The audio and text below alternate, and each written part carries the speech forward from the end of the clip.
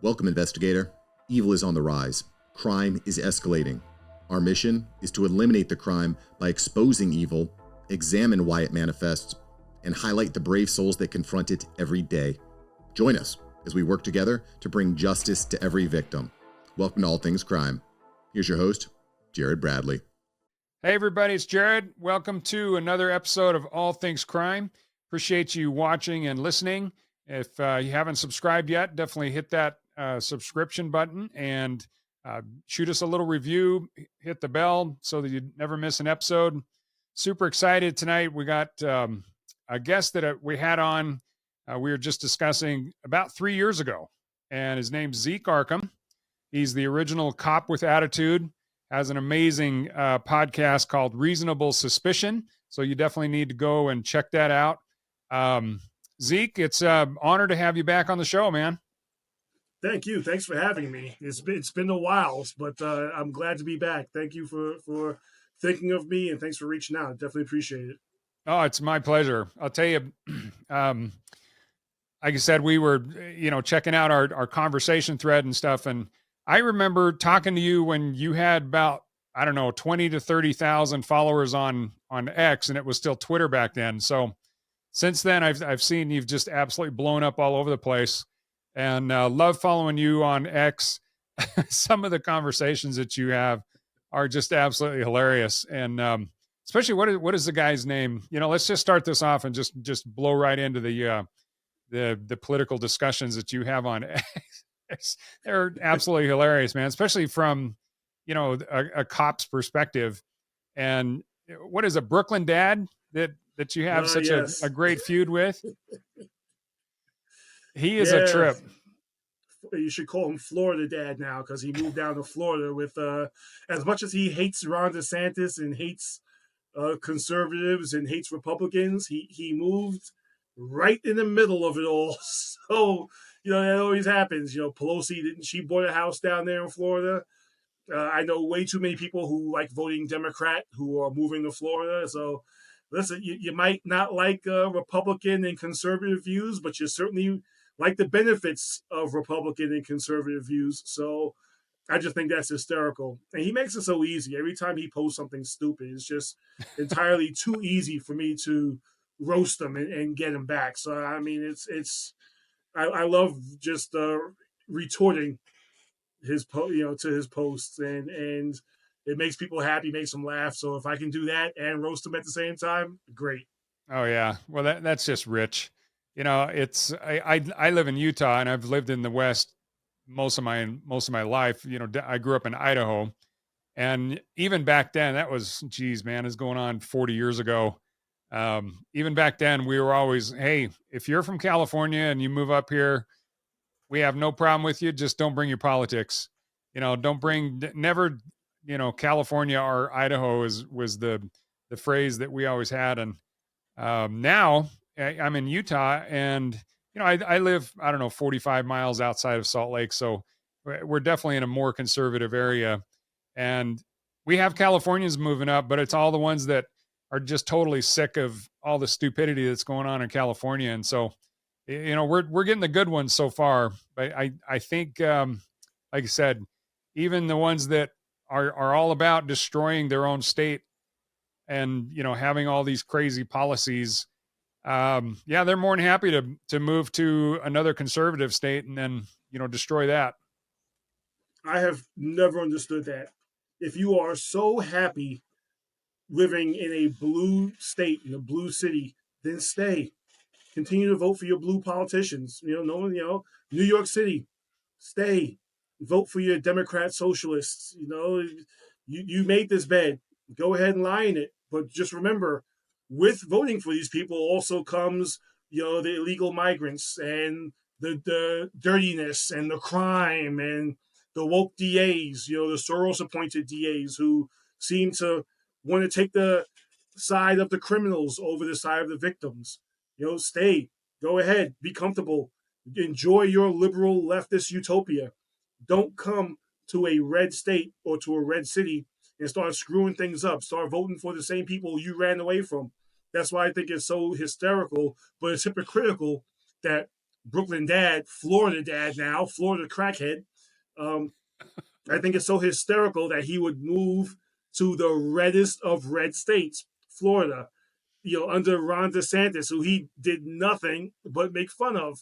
Like I don't, to me that says that deep down inside, conservative policies work, right wing policies work, because you could have moved to California, you could have moved to Pennsylvania, you could have moved to Illinois. If you want the heat, you could have moved to I don't know, Virginia, Kentucky, one of those places. You could have moved any place else but Florida. You could have moved to Georgia. Georgia looks like it's slowly turning red. Georgia's just about purple now. But Well, you could have moved to Georgia. Yeah, you could yeah. have moved to Atlanta, But no, you moved to Florida. So I just think it's hysterical. Even though there are certain parts of Florida that are blue, Orlando's pretty blue, things like that. But you moved to a red state. So that just tells me where the truth lies in all of this. Honestly, if I were in charge and I had to say, I would have a big wall up in Florida and Texas, and I need to see your voting record before we let you win. You can come and visit, but after a week or so, we're going to throw you right back out. You can go right back to your liberal utopia. That's how I would do it. Yeah. Well, speaking of, the utopia, my understanding is the last count that I heard was New York was going to pay somewhere around $12 billion for all the, I guess that's the cost of being a sanctuary city and a sanctuary state. I don't know if that's the number. Actually, that's just New York City, isn't it? So 12 billion. So. Yeah, for just New York City. So sanctuary city status there. All of a sudden they get all these, illegals coming in and my understanding is they're everywhere. I mean, every time I talk to an NYPD guy, he's just saying it's out of control. Have you been in the city lately? I avoid the city like a plague. I stay as far away from it as I can. This is a $12 billion lesson in stubbornness. That's what this is. Because everybody's going, this is horrible. This is so bad. But we're going to stay a sanctuary city. I mean, it would be like, you have a bunch of garbage in your house. And I'm not calling these people garbage. I'm just saying you have a bunch of garbage in your house and it stinks. But you refuse to take the garbage out. You refuse to clean your house because you think you're making some sort of point. And, to me, it's just a tragedy because we've got homeless veterans all across this country. We've got homeless veterans in New York. We've got, United States citizens who need mental help. We've got United States citizens who need housing. The whole liberal utopia, housing is a right. It's not a right, but we could help people out who need help with housing. But instead, all of that, the debit cards that they're giving to these illegals, all of that is going towards illegal people who are breaking the law just by being in this country because they're not doing it the right way. Good on Texas for deciding, hey, you know what? All these people say they're sanctuary cities. We're going to take them up on it. Good on Texas for doing it because it shouldn't be all of Texas's burden to bear. But at what point does it start really costing the country and United States citizens as a whole? That's the biggest tragedy out of all of this. Oh yeah. Well, it's what 2+ million jobs created that created is a loose term, of course, but illegals have basically taken 2 million jobs. How many of those should have gone to U.S. citizens, people that are maybe struggling? And, I don't know exactly know what those type of jobs are, but regardless, if they're here illegally, they're not, they shouldn't be working unless they've applied for a green card and, which most of them haven't. So again, growing up in the West, in the farms out there, there were always, illegals that were there. And, it's sad because a lot of the guys that I knew when I was growing up that were, illegals, most of them Mexicans, fantastic people. I actually, number of times went out there. I was moving pipe with him. I was picking rock. Doing all these farm type stuff. You've never seen people working harder, but it's different now. It's a different breed of people now. A lot of these guys are coming not to necessarily to work, but just because of the draw of the benefits. And, President Biden started this whole thing when he was campaigning. He basically said, we're going to open up the borders and all sorts of these benefits. And you know what? When we were down there in Panama at the Darien Gap with those congressmen, every single one of them was like, yep, Biden's president, we're going. And that was just like the green light all over the world. And now we're paying the price. Well, I think it's important what Trump said when he was on the phone with Elon Musk. He said, you got Venezuela, you got El Salvador, all the other Latin American countries sending their worst. They're emptying out their prisons. That to them, it's like, you know what? If you're going to take them, we're going to send them. And Trump said he doesn't blame them because he'd do the same thing.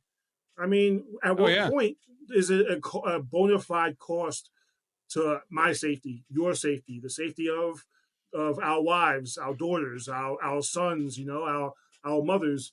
At what point do we have a bona fide safety threat that we need to really start looking at? A threat that could be fixed if we just secured the border.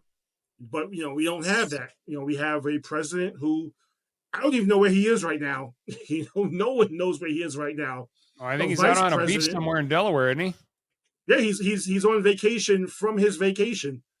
Like he's checked out. It's like he knows he's going to be out of a job in less than 100 days, and he's checked out. He's done. Yeah, he. We have a vice president who is going to fix what she broke. That's exactly what she's campaigning on against herself. Whatever happened in the last 3.5 years had nothing to do with me. But if you elect me, I'm going to fix what I contributed to in the last 3.5 years. That's basically where we are right now. And I'm shocked because we have a portion of this country who, to them, it somehow makes sense to vote for her. They want to be a part of history. They want to vote for the first Black female president of this country. And my thing is, don't vote based on color or gender. Vote based on who the better candidate is. And you can't tell me it's Kamala Harris because she refuses to do a public speaking engagement. She refuses to get out there and answer questions from reporters. Trump, give him credit, is out there. He's out there talking to the National Association of Black Journalists. He's out there talking to the Libertarian Party. He's out there fielding questions from reporters who may or may not like him. The man's going out there and giving it his all. Meanwhile, Kamala is hiding God knows where. She's hiding back at the White House. Or she's doing these very scripted videos where she's coming out of a record store and, these were my favorite albums growing up. Well, if they were your favorite albums, why don't you have them already? But she's got to show that she's got to lie about her past in order to humanize herself. Recently she said, I worked at McDonald's like everybody else. Oh yeah, Kamala, which one? What was the address? Oh, right. Where was it? What city? Her parents, she grew up in Berkeley. Her parents were professors at Berkeley. I'm pretty sure she never worked at a McDonald's. Well, I mean, but she says that she lies over and over again to humanize herself. I was smoking weed in college while listening to Snoop Dogg and Tupac, or Tupac and Biggie. I was smoking weed, and then, but also like Tulsi Gabbard said, locked up a bunch of men for smoking weed. For the same crime that she laughed about saying she was doing in college.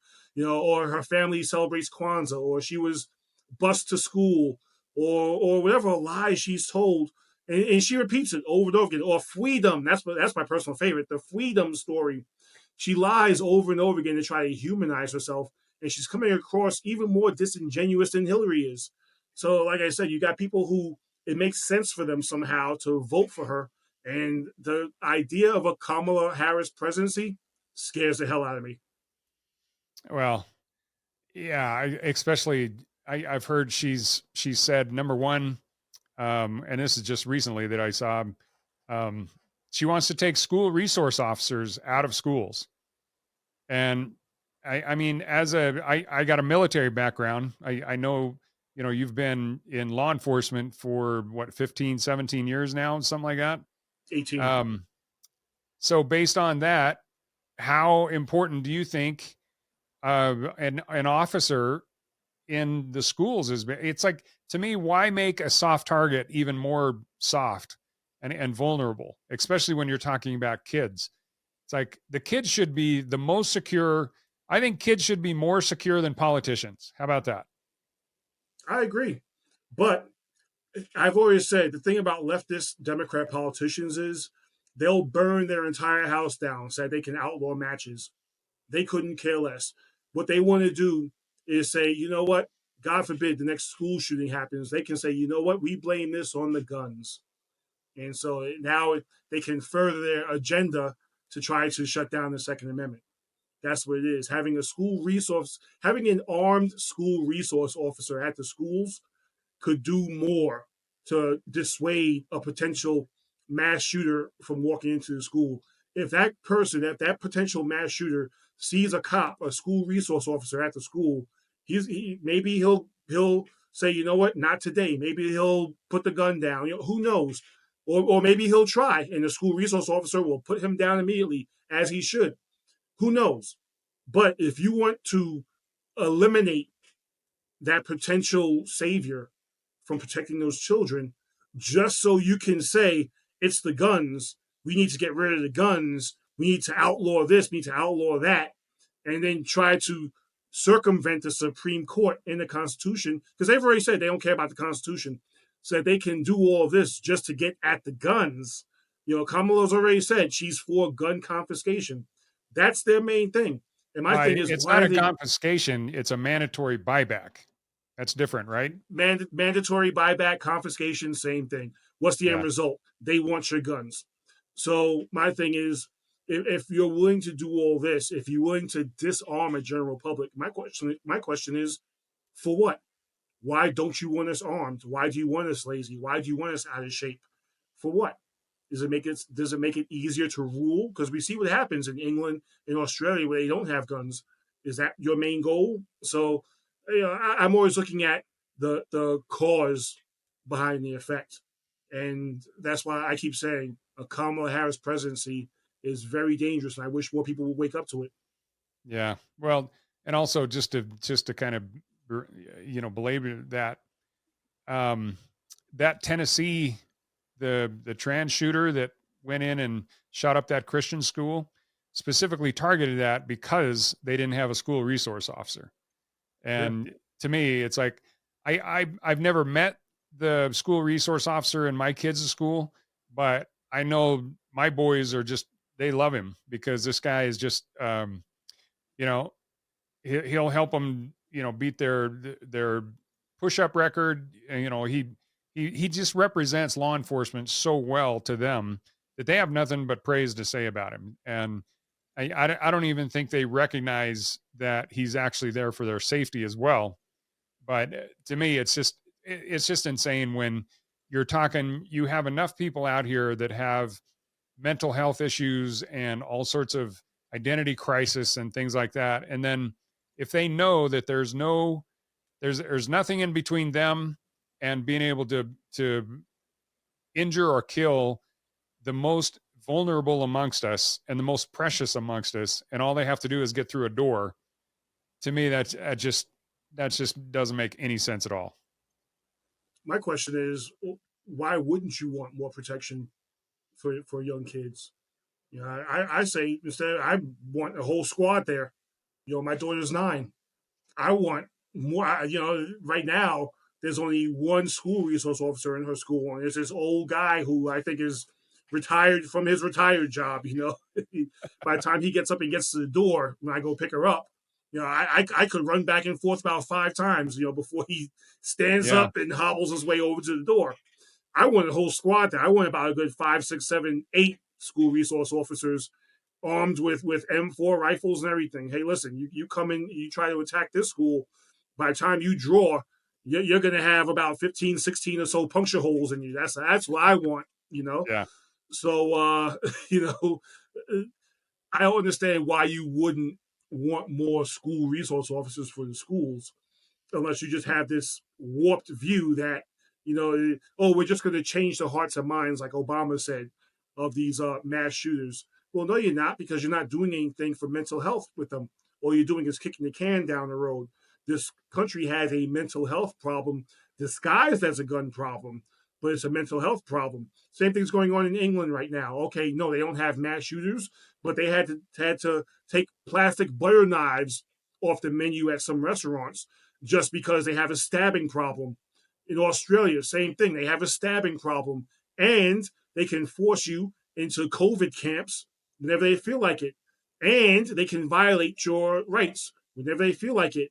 And they've got a problem with their own version of illegal immigrants and mass migrants coming over and wreaking havoc on the town. So, no, I'm going to go ahead and I'm going to keep my guns to protect my family, to protect people from tyranny, and to protect this country, which is what the Second Amendment was written for. So, no, Harris, Beto O'Rourke, anybody else who says, yeah, I'm coming after your guns, you can come after them, but you're not going to be successful. Well, I live pretty close to a big lake, and all of my guns fell in that lake. I have no idea where they are. So, Same thing. Same thing happened to me. Isn't it crazy how that happens? yeah, I swear that's probably a pretty common story throughout the country. And especially once you get down into those southern states and Florida, where, Brooklyn Dad went, pretty sure everybody down there has lost all their guns in the rivers and lakes down there too. Alligators ate them. That's what's Yeah. happened. Yeah. Some deer ran through my backyard, hopped into my shed and just took off, and the guns were just hooked on them. I've never seen those deer ever again. I don't know what happened.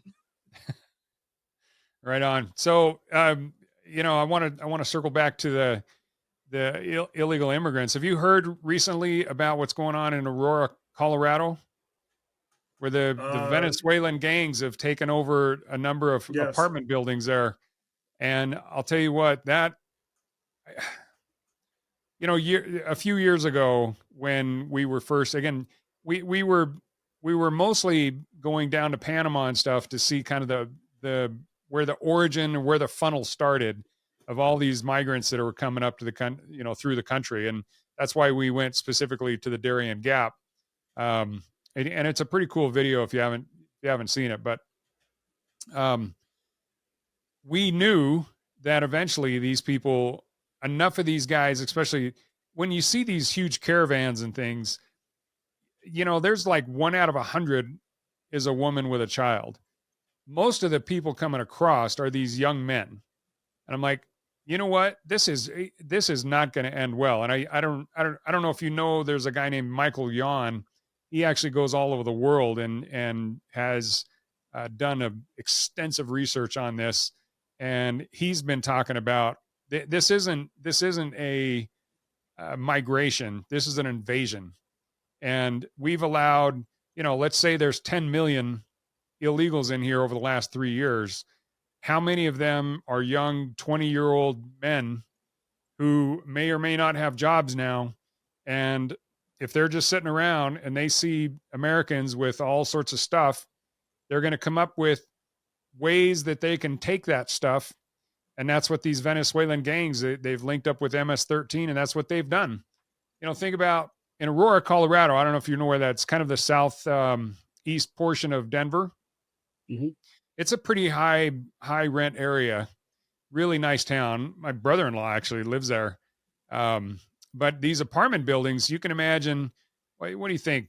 $1,500 a month minimum, probably $2,000 a month. These huge apartment buildings, if there's 100 of them per apartment building, what is that? 15 grand or no, 150,000 a month that they'd be collecting. Yeah. Yeah. And if they're just going around with fully loaded long rifles, and they're just walking into these apartments saying, you're not paying the rent to whoever your landowner is, you're paying the rent to us. So these guys are collecting massive amounts of money. They're hitting gun stores and jewelry stores now. And so these guys are getting better and better funded every day, every day. Geez. Well, who didn't see this coming? I mean, as a cop, what do you think the Aurora police and the Denver police are doing? Well, I mean, this goes back to they're not sending their best, like Trump said. I'm patched into a lot of gang networks just due to the nature of my work, and a lot of cops are all saying the same thing. They're starting to see a lot more gang tattoos from Venezuela, gang tattoos from El Salvador, MS-13 gang tattoos from Mexican mafia and some of the different cartel groups along the Mexican-U.S. border. They're starting to see a lot of practices that these gangs have. It's different than Bloods and Crips, who almost have like almost a code of honor. These guys just go right, all out, and they're starting to see a lot more of that. They're starting to see a lot more prostitution in the area, a lot more drug use in the area, a lot more drug sales in the area. They're starting to see violence like they've never seen before. They're starting to see heinous crimes like chopping up body parts and things like that. All things that have been done for decades with a lot of these Central American gangs. And this is what they're sending. This is what's coming into this country. And people fail to see that. They think, oh, it's women and children. We're just taking women and children and families. No, you're not. Not anymore. That might have been what happened during the beginning of this, when a lot of families were fleeing. Now they're emptying out their jails. Like I said, a lot of the presidents of these countries who built jails and had use for them, but now want to empty them out to make room for whatever. Hey, listen, we're going to let you out with the condition you start walking towards the border, going to America. That's what's happening. Trump said it, and we've seen it going on since the beginning of the Biden administration. I mean, listen, Kamala sees herself as this champion of women, but just in the past 3.5 years under her watch, we have a bona fide list of women who have been killed by these illegal migrants. So if you're such a champion of women, why aren't you protecting these women? Why aren't you protecting small girls? Why aren't you protecting mothers and grandmothers? Why aren't you protecting American citizens who might not be strong enough to fight off a gang of attackers? Why are you letting this happen? And this happened under your watch. As much as you want to distance yourself from Biden, it's very telling that Biden spoke on the first night of the DNC and then was nowhere to be found for the other nights. If Kamala Harris is trying to distance herself from Biden and from his policies, she can't, because she was right there. I'm so glad the question's being asked over and over again. Why aren't you doing any of these things now? Why aren't you instituting these policies that you're championing now? Why aren't you trying to build a wall now? Why aren't you trying to make people safe now? Why aren't you doing anything about the economy now? We're in a strange position where our economy isn't doing well. The dollar is weakening. People are having a harder time affording things like houses, cars. My wife and I went car shopping over this past weekend, and even the dealers were telling us this is a really bad time to buy a car right now because everything is just so much more expensive. We're in a bad position with all that going on, with the threat of international war. And now we've got these invaders coming in from our southern border, and no one wants to stop it. As a matter of fact, people are voting for this kind of thing to continue. We're in a bad place right now. And if people don't wake up, that's why I tell people, people on our side, people who are more conservative, Republican, conservatarian, libertarian, now's the time to really start speaking up. You can't fall silent anymore. You can't say, well, I'm not going to speak because I don't want to offend anyone anymore. You have to get out there and you have to speak about this, because this is coming to your doorstep, whether you realize it or not, whether you like it or not. This is coming to your doorstep. I live pretty far out in Suffolk County, and guess what? It's coming to my doorstep. I can look at it. I can track it. I can watch it. It's coming to my doorstep. So that's why I get involved, because I have a 9-year-old daughter who I'm tasked with keeping her safe. I have a wife. I'm tasked with keeping her safe. All of us have families, have friends, have parents, have grandparents who we need to keep safe. And if you don't get out there and do something now, if you don't speak out against it now, if you don't take an active part in trying to keep your country safe, this is coming to your doorstep. And I wish people would really just wake up. Oh, well, you got to wonder, specifically in those apartment buildings in Aurora, Colorado. Again, it just blows. If you've never been there, and not necessarily you, Zeke, but just anybody that's listening or watching, if you've never been to Aurora, Colorado, this is one of the places that if you were, you got a job in Denver, that's one of the places you would look first because it's a beautiful little suburb of Denver. And the fact that these gangs are so brazen that they would just take over these apartment buildings, and they're essentially just fleecing all of these people. Um, they are getting more and more bold. So imagine what it's going to be like in a few years if this doesn't change direction. I mean, I don't know. I don't know what it's going to take as far as a police action to actually root these guys out of there, but it's going to be ugly.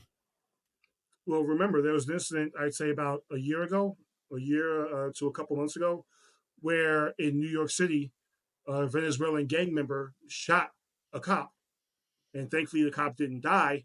But the Venezuelan gang member said, yeah, in Venezuela, we shoot cops. So if they're shooting cops, if they have no problem shooting cops, then that means they have no problem shooting anyone else, even less of a problem shooting anyone else, because this is what they did back in their home country.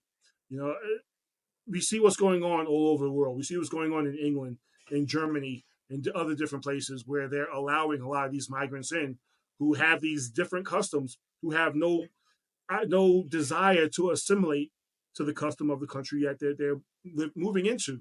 And we're going to start seeing it a lot here if something isn't done. You know, these people are coming over, they have a different mindset. They're, criminals already have a different mindset, but when you have criminals who really have no problem shooting and killing someone or hurting someone or doing whatever they want just to get their point across, just to get their motives and ideas and agendas across, that's when we have a really bad situation here. And like I said, we've already seen, at least off the top of my head, 6 different situations where women have been victimized directly by these gangs, because these gangs show up and they're just like, hey, listen, we're going to get someone. And there's probably countless stories, untold stories of people getting robbed, attacked by a lot of these migrants, because they come here and their first feeling is, hey, listen, I'm already here. I was a badass in my old country. I'm here. I'm going to continue to do so here in this country.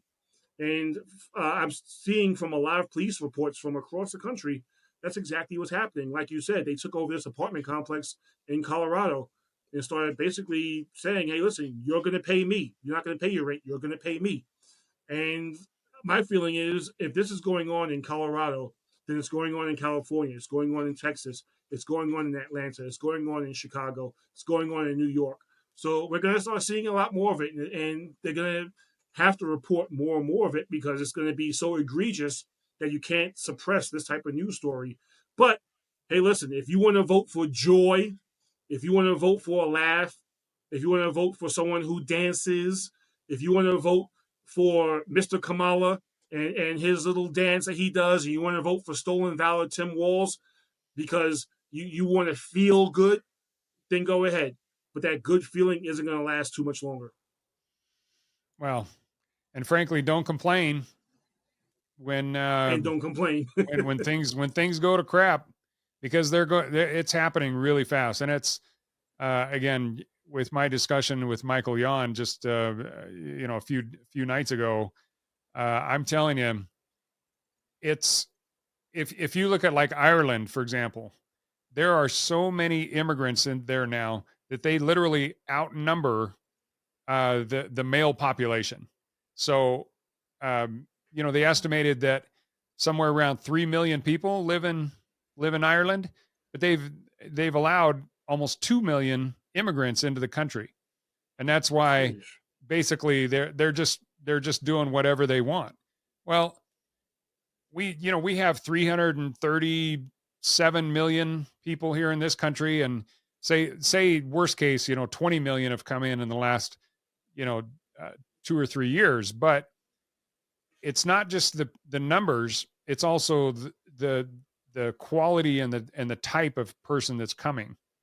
And if these are mostly young, uh, military age men who basically have no problem with committing violence against cops, yeah, like you said, imagine what they would do against pretty much any kind of a regular citizen.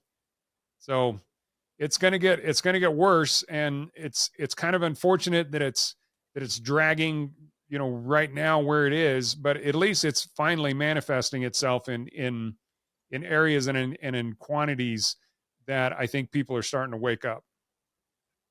I truly hope they do. I don't want to see anything happen to anyone. I don't want to see anyone get victimized. I don't. People forget the most important part of the immigration process back when, my great grandmother did it back in the 1920s. She came from Anguilla. Back when my great grandfather did it back in the 1920s, he came from the Dominican Republic. There was a process to it. My brother-in-law is Scottish, from Scotland, and there's a process to it. You learn to respect the law. You learn to respect what's in front of you. You learn to respect the process, the due process of it all. Because you're abiding by the rules, you're filing the paperwork, you're saying we're going to do this the right way. I'll take that 1,000 times over, 1,000,000 times over, than someone who just shows up and says, "Hey, let me in." And then you have the Democrats saying, "Yeah, let him in. You know what? And let's give him a phone, and let's give him a $10,000 debit card, and let's give him free housing. Let's buy out this hotel and put him in it. And we're not going to vet him or anything else like that. Or we'll say we're going to vet him, but we're not really going to vet him. We'll give him a Yeah. free flight, and then he'll show up someplace else. And if he's in Texas or Florida, they'll say, "Hey, listen, this ain't our problem," and then they'll kick him off somewhere. And then now he's there, and he sees a bunch of his fellow gang members, and they show up. They form their own gang here in the United States, and they go out and they start victimizing people. You have to Yeah. learn to respect the process. And if you don't respect the process just to get into this country, you're not going to respect the laws. You're not going to respect the people here. And that's what we've gotten away from. You're so focused on, oh, we're going to save women and children with that false rhetoric. If you're going to save women and children, tell them to show up at the asylum centers and do it the right way. Don't just have these people showing up by the hundreds of thousands and, hey, listen, let's just let them in. We'll worry about the legal process, the due process later. Oh, do you promise to reach out to our office and do it the right way? Oh, you promise? Okay, great. Okay, let's put them on the plane now. This is basically what's happening. And Yeah. this is why the border situation has become a legitimate safety issue in this country. Because right now, we have people coming into this country that haven't earned their place into this country. Being an American citizen is not a right, it's a privilege. And we need to go back to having it that way.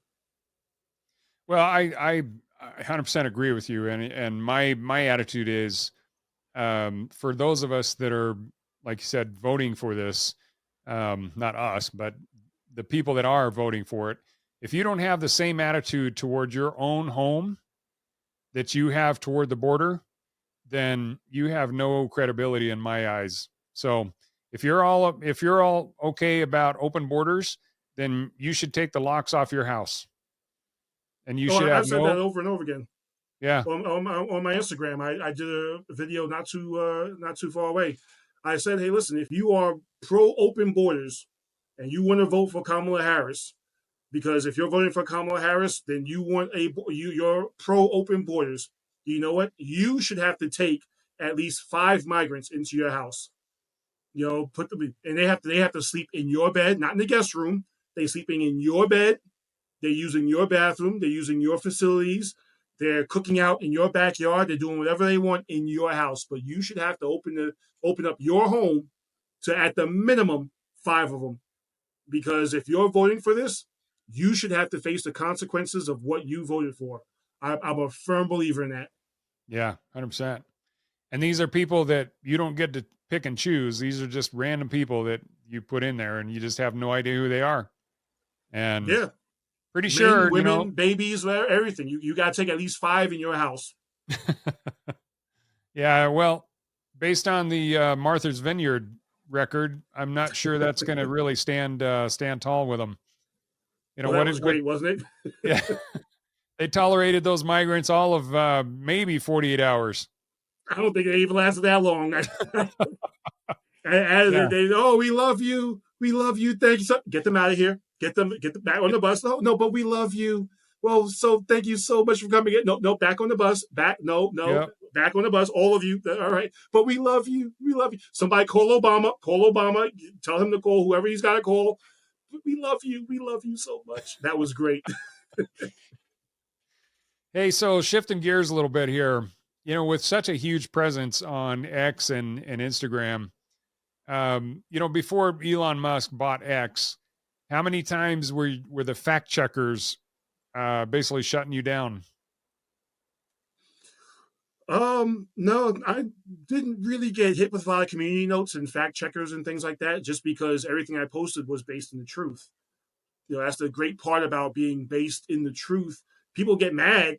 People might report your stuff, but it's truthful. There's nothing you can say. You can't point to any part of my tweets and say, this is wrong.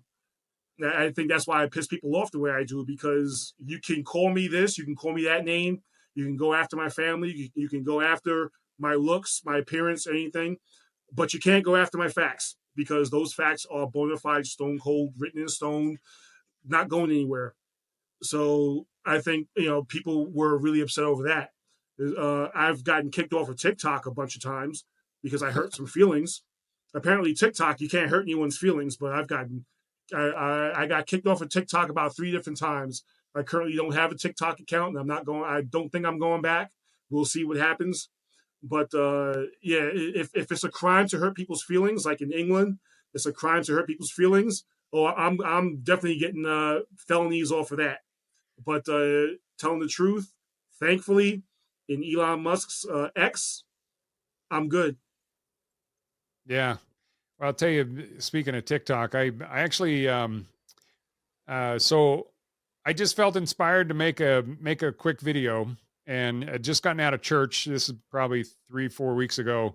Just gotten out of church, and it was right around the 4th of July, and so we actually sang the Star Spangled Banner as the closing hymn, and I just thought that was awesome. I have a American flag right in my front yard, and so I posted up right in front of that flag and said, "Hey, this is awesome. It's amazing to be patriotic," and it just felt awesome about singing the Star Spangled Banner.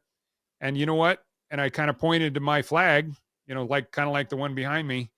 I said, "This is my flag. If you want to burn your own flag, you know what? I don't agree with it, but that's your right. But this is my flag.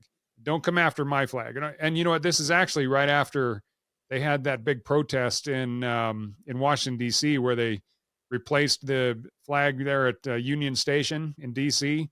with the Right. Palestinian flag. Yeah, that sat well with me.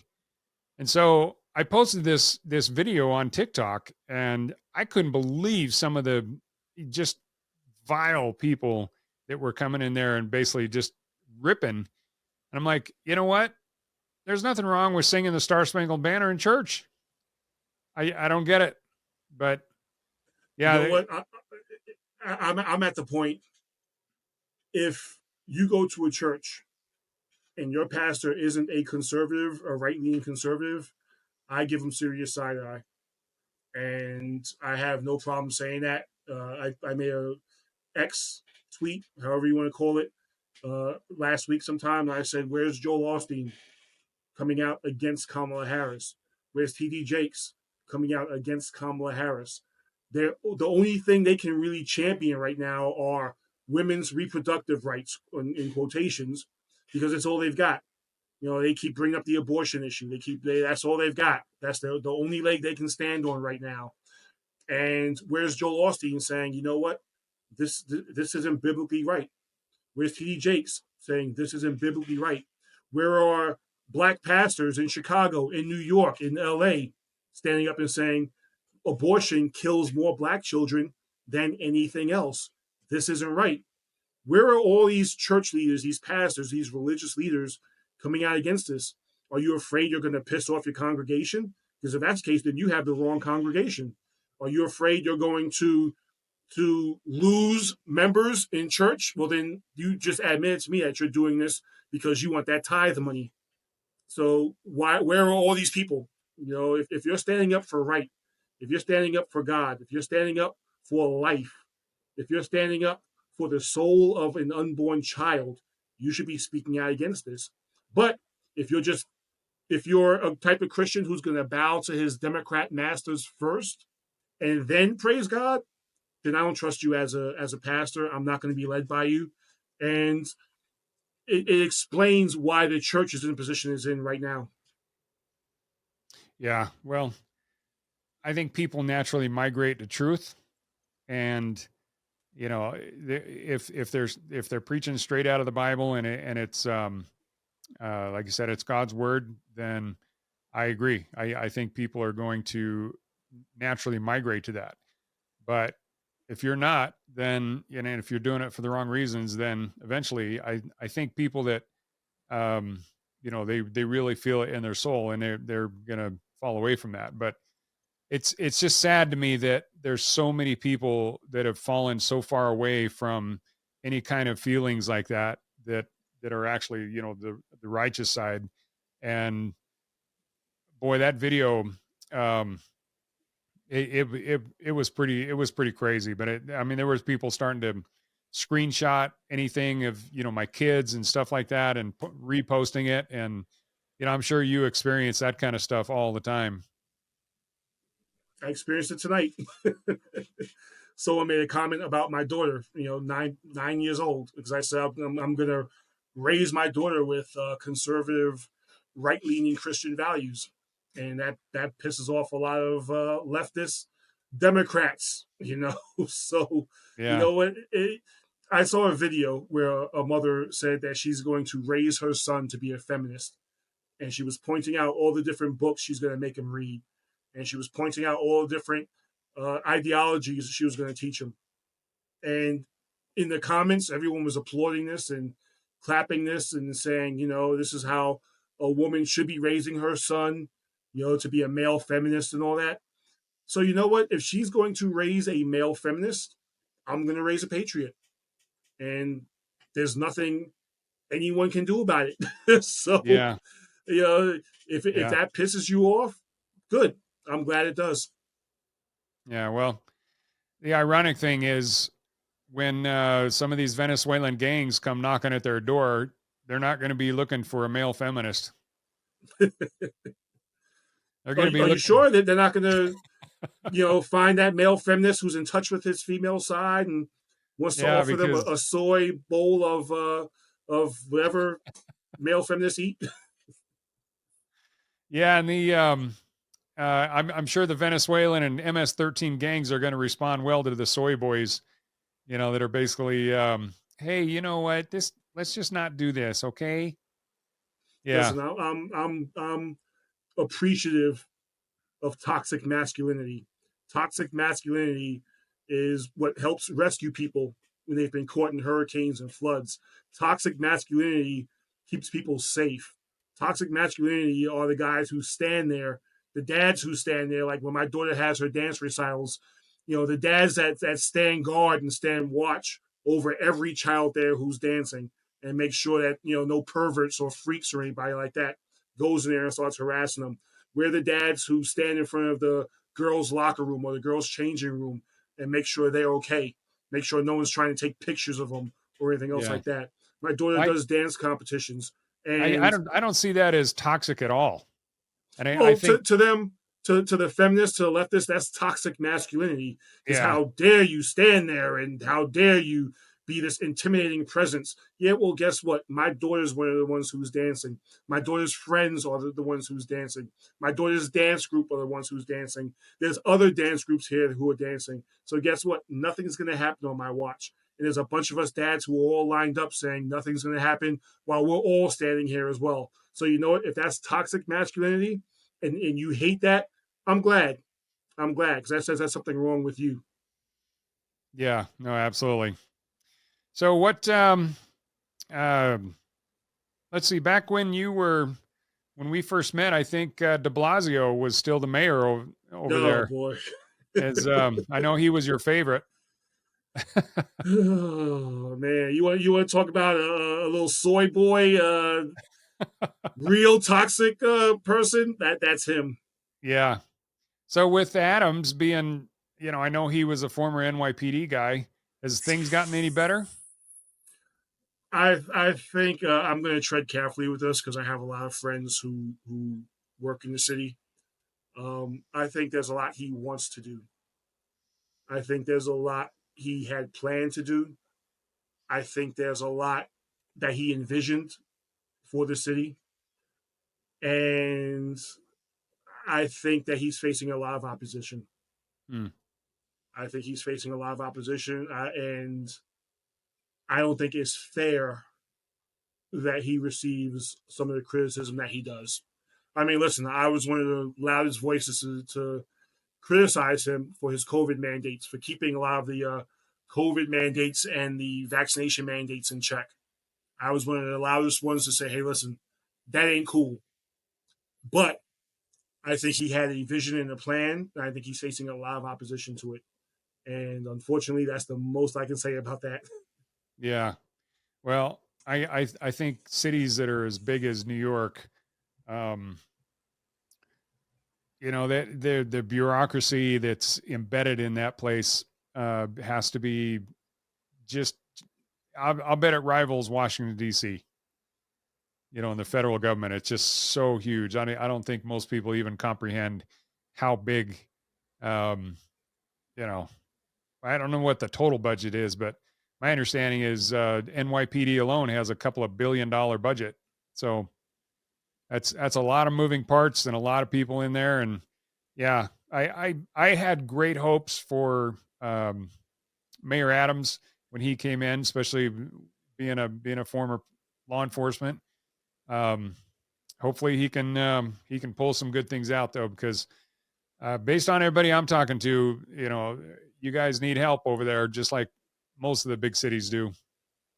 Only thing I can say is this: I think a lot of the big cities, Chicago, New York City, Baltimore, Seattle, Los Angeles, that are in blue states, I think the cops there are extremely frustrated because there's so much they want to do. I think there's so much that they signed up for and expected, and I think that the overwhelming majority of cops, I'm not going to say 100%. I wish I could say 100%, but there are bad cops out there.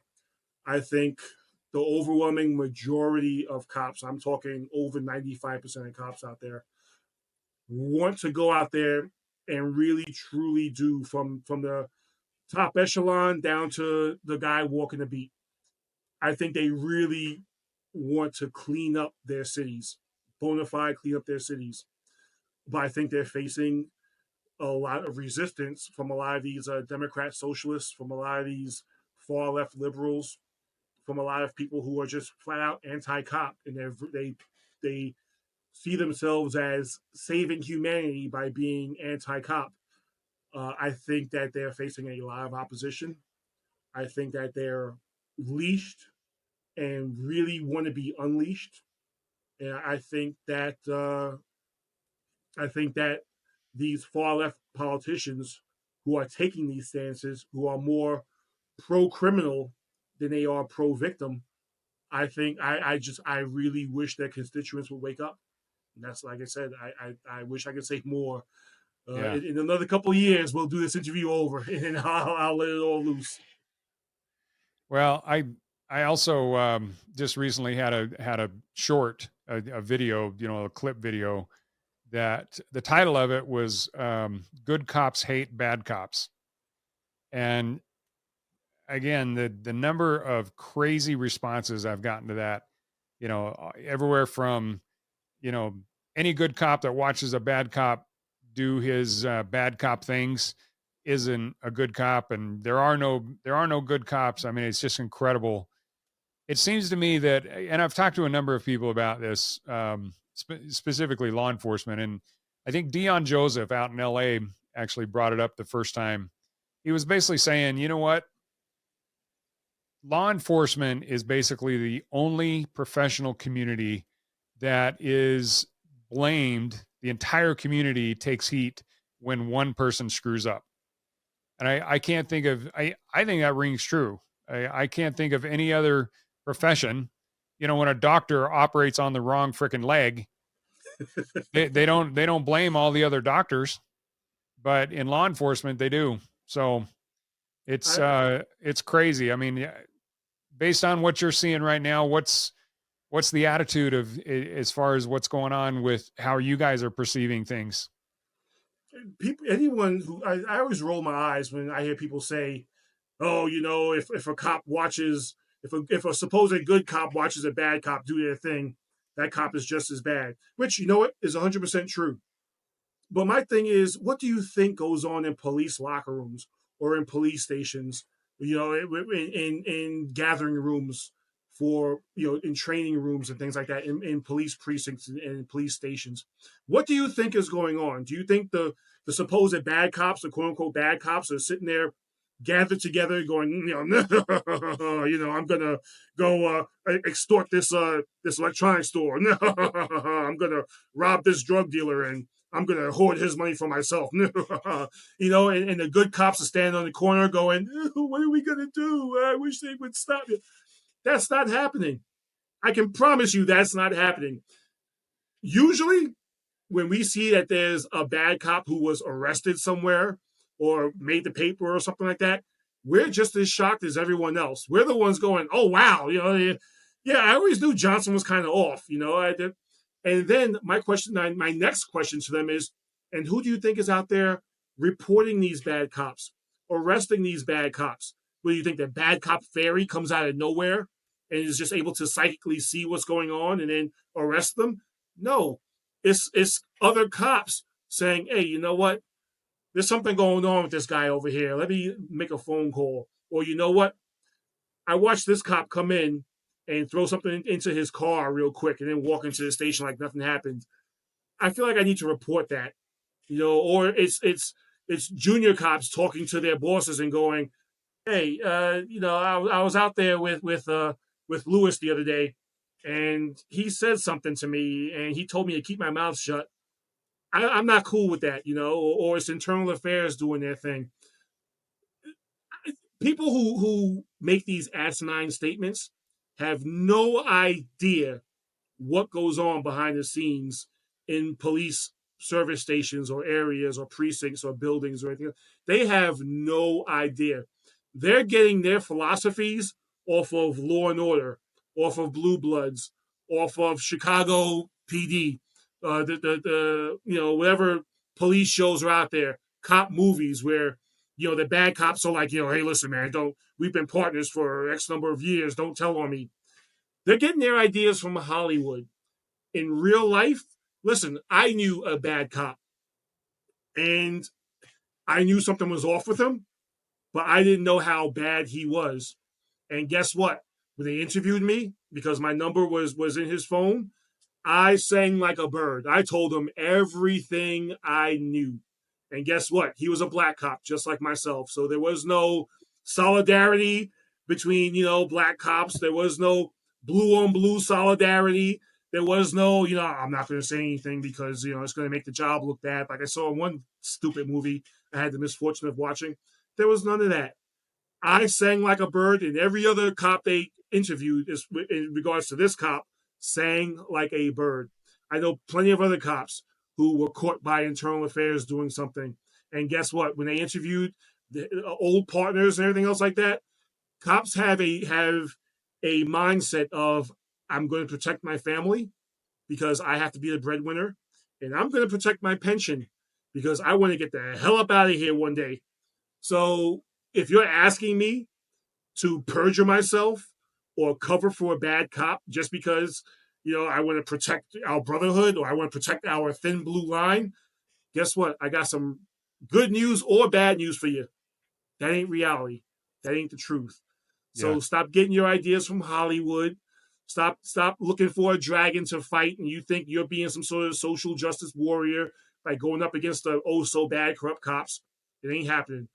The every cop I know wants to go to work, do their job, and then come home, because it's really tiring dealing with some of you social justice advocates and whatever you want to be, your activists, whatever you want to be. It's really tiring dealing with some of you. So we just want to do our job, get yelled at, take our abuse, and go home. Yeah. Well, a big part of my response is, you know what? You just because there's not a video of all the things, all the good things that cops do, it doesn't mean it doesn't happen. And you rarely see videos of cops pulling cats out of trees and helping grandmas across the street and things like that. But so yeah, the majority of the videos out there are going to be of things that supposedly are what bad cops are doing. But you know what, the cleanup actually happens behind the scenes, like you said, internal affairs, in the training rooms, those kind of things. That's where we get rid of the bad cops. But like I said, until they start really harping on the medical community for all the medical malpractice that's happening, then it's just not fair to crucify all of law enforcement for what some of the stupid bad cops do. So yeah. Hey, one other thing, have to ask you if you've been invited to Mar-a-Lago yet. I would love to go. I would love to just hang out and go and take pictures with everyone. It would be a great time. I've been a fan of Trump for a long time. Even before The Apprentice and everything. I actually, I had a very brief encounter with him in Manhattan one day, and he was a gentleman. Yeah. Like a half-second encounter, and he was a gentleman, and it left an impression on me. So I've been a big Trump fan for a while, and I watched him on The Apprentice. I watched all his little appearances here and there. I thought he was a cool guy. And then when he ran for president, I'll be the first to admit I was a never Trumper, because I went, I can't take him seriously. I was a Ben Carson guy. I was a Ted Cruz guy, and even I voted for him just because I couldn't vote for Hillary and look myself in the mirror and feel like I did something to help the country. So I voted for Trump, and he won me over. I became an even bigger fan of his after that. And now I'm a full-fledged red hat wearing. I got my red hat right here. Make America Great Again. I got my red hat right there. So I'm a full-fledged Trumper now. But I would love to go to Mar-a-Lago. If they ever have another shindig, another party, another get-together, I would love to go there and just shake a couple people's hands, get a picture with Trump, get a picture with other right-wing commentators and things like that, and just be like, hey, I was there. And just be able to say that. Yeah, a few years ago, Burgess Owens had an event, and Don Jr. showed up, and he was there with Kimberly Guilfoyle, and that was just that made my day. I was so ecstatic about that. So yeah, the last thing gotta end with a funny note here. What's the deal with you and Charles Barkley, man? There is no deal. Well, I mean, he went on his show. He saw my picture. That surprised me more than anything. I was a Charles Barkley fan growing up. I like Charles Barkley. The dude's hilarious. I thought he was a funny dude, and I liked his style of playing. I'm a fan of that early NBA's, that real tough, gritty NBA team. The original Dream Team with Jordan and Barkley and Magic. I'm a fan of all those guys. So when Charles Barkley said what he said about punching anybody wearing a Trump mugshot shirt, I said, hey, I just happen to so have a Trump mugshot shirt. Let me cause some trouble. And I took a picture, and it went super viral. I honestly didn't expect the picture to spread the way it did. And the next week, Charles mentioned me specifically and said he's not looking to punch anybody in the face, and then made fun of my shirt for being too small, which the shirt was a double XL. I guess I'm just a larger kind of guy. and that was my claim to fame. I made Charles Barkley the one of the best rebounders and most aggressive NBA players out there. I made Charles Barkley back down. So Wow. that's my claim to fame. I gotta put that in my Twitter bio. I made Charles Barkley back down. Well, I saw all of that and I thought it was hilarious. Yeah, but you're what, 6'4", 260, something like that? No, I'm 6'2", and I'm currently about 270. All right. Well, yeah, you're a big dude. I've seen enough pictures that I imagine in your officer uniform, with all your gear on, and especially if you're wearing a jacket, man, it's I bet you're fairly intimidating. You know what's funny? I go out of my way to try to talk to kids. Yeah. And try to be as friendly to them as I can. My biggest pet peeve is when parents go, "Hey, if you don't stop, I'm going to call the cop," and they point to me. I'm going to call this police officer. And just for that, I always carry. I have, you can see all my challenge coins here. I always try to carry an extra challenge coin or a patch or two with me. And every time parents say that, I make it a point to either hand them a coin or hand them a patch, or I'll have some K9 cards on me or something like that, because I hate that, that even at an early age, cops are being seen as this punishing force. Yeah. And, I don't want that. I teach my daughter every day, cops are your friends. Every time she sees a cop car, she, "Oh, Daddy, there go your friends." So, I'm trying to change that kind of stigma anywhere I can. Well, absolutely. One of my boys' teammates and a really good friend is a sergeant in one of the departments around here, and coolest guy in the world. I've got several cops that are neighbors, and every time I look at them and I'll point to the boys, I say, you know what? Our neighborhood is safer because those guys are here. So I wish more people would recognize that. And, it's kind of like one of those, again, going back to that good cop, good cops hate bad cops clip. There's a lot of people that are just like, oh, we just need to get rid of all of them. And my response to that is, you know what? You would be overrun in a matter of days if there weren't cops out here, and they're protecting us, and they make our lives possible.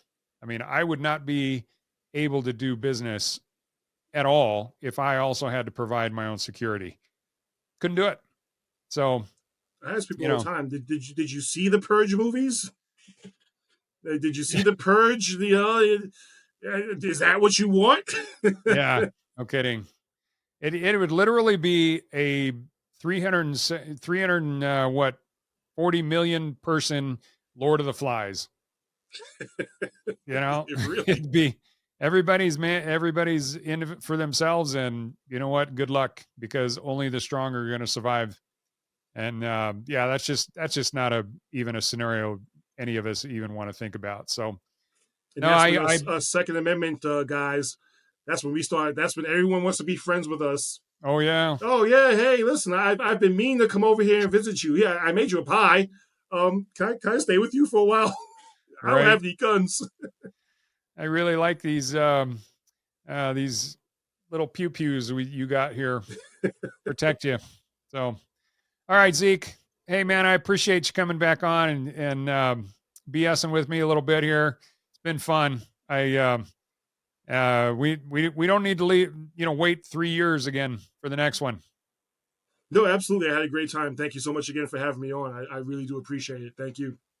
Okay, well, you keep doing what you're doing. Tell your brothers in blue out there that there are a bunch of us out here that appreciate you and everything you guys do, and that you're willing to actually stand up and do your thing and protect us. So, yeah, there's a bunch of us that, definitely the silent majority. Thanks for joining us. Your attention today brings us one step closer to exposing and eliminating the evil that brings crime to our communities.